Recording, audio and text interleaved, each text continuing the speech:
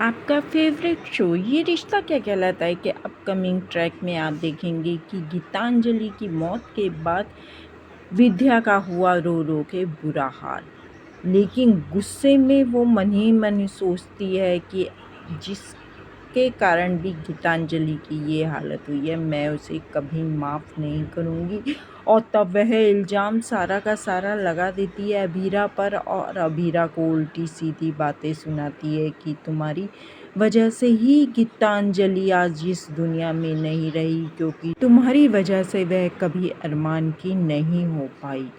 जब भी वह अरमान के पास जाने की कोशिश करती थी, तुम पता नहीं अरमान के पास कहाँ से पहुँच जाती थी। तुम्हारी वजह से ही गीतांजलि कभी भी खुश नहीं रह पाई। तुम जहाँ पर भी जाती हो वहीं से सबकी खुशियों को छीन लेती हो। तुमने ही अंशुमान की खुशियाँ छीन ली, मेरे घर में आए तो रोहित को छीन लिया और अब अरमान के भी पीछे तुम पड़ गई थी। विद्या की ये सब बातें सुनकर अबीरा फुट फुट कर रोने लगती है और उसे बहुत ही दुख होता है। लेकिन दादी सा विद्या की ये सब बातें सुन रही होती हैं और तब वह विद्या जैसे ही अबीरा के ऊपर हाथ उठाने वाली होती है, उसका हाथ पकड़ के झटक देती हैं और कहती हैं कि मैं भूल जाऊंगी कि तुम मेरी बड़ी बहू हो, क्योंकि तुम कभी किसी के हो ही नहीं सकती हो। जब भी तुम्हें लगता है कि अबीरा तुम्हारे लिए है तो तुम अबीरा की साइड हो जाती हो, कभी गीतांजलि की साइड हो जाती हो। तुमने आज तक किसी की होकर ही नहीं रही हो।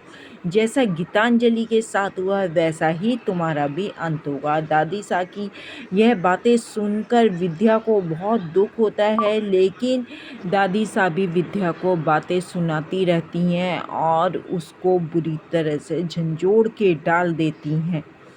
उधर गीतांजलि जब कहती है कि अबीरा के पास जाकर कि अबीरा आज से हमारे और अरमान के बीच की सारियां दूरियां मिट गई हैं, क्योंकि अरमान अब मेरे हो चुके हैं। यह बात सुनकर अबीरा की आंखों से आंसू बहने लगते हैं और उसे लगता है कि ऐसा क्या हो गया इनके बीच में। लेकिन दूसरी तरफ ही मोहित अरमान से मिलता है। तब अरमान मोहित से कहता है, तुम ही हो ना जिसने मुझे उस रात ड्रिंक पिलाई थी और जिसकी वजह से मेरा ये हाल हुआ था। तब मोहित अरमान को एक वीडियो दिखाता है और उसमें गीतांजलि कह रही होती है मोहित से कि तुम जितनी भी हो सके अरमान को ड्रिंक पिलाना, जिससे कि उसे होश भी ना रहे और वो मेरे हो जाएं।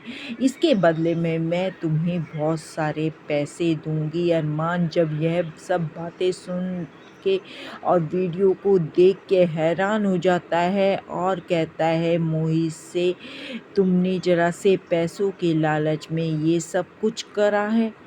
तब मोहित आगे की वीडियो दिखाता है, उसमें देखता है कि अरमान तो नशे की हालत में जाके वहाँ पे सो ही जाता है, उसने कुछ ऐसा नहीं करा है।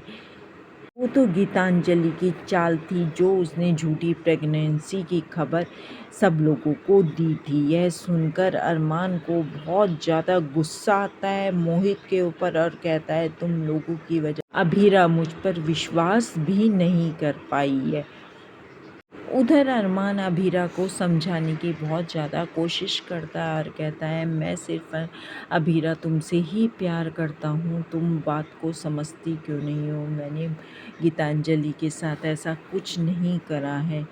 लेकिन अबीरा को गीतांजलि की बात सुनकर अरमान पे और भी ज़्यादा भड़क पड़ती है और कहती है, खबरदार जो मेरे और मायरा के नज़दीक आने की कोशिश करी, क्योंकि अगर तुम हम लोगों से दूर रहोगे तो मेरी बेटी मेरे साथ सेफ रहेगी, नहीं तो वह हमेशा के लिए दुखी ही रहेगी तुम्हारे साथ रहने पर। दोस्तों आगे आने वाला एपिसोड और भी ज़्यादा इंटरेस्टिंग होने वाला है। देखेंगे कि अरमान अबीरा को मना पाता है या नहीं और विद्या क्या अबीरा को माफ़ कर पाएगी। देखने के लिए हमारे चैनल पे बने रहें और चैनल को सब्सक्राइब करना मत भूलें।